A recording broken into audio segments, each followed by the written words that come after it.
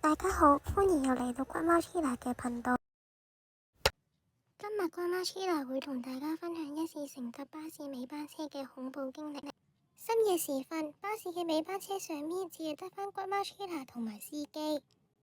骨貓 Chilla 揀咗其中一個座位坐低，車廂內十分冷清，窗外嘅街道上面一個人都冇。突然車門打開咗，骨貓 Chilla 望咗一眼，發現並沒有人上車。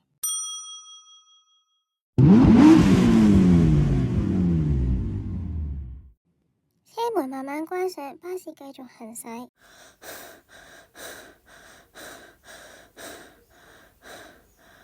骨貓 Chilla 耳邊傳來咗輕微嘅呼吸聲，佢好驚咁望向旁邊，但旁邊座位乜嘢都冇。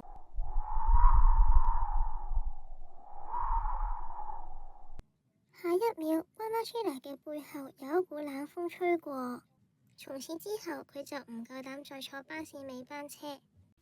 如果大家都鍾意骨貓 Chilla 講嘅故事，記得 like 咗呢條片同埋 follow 以上嘅 channel 啦。我哋下集見，拜拜。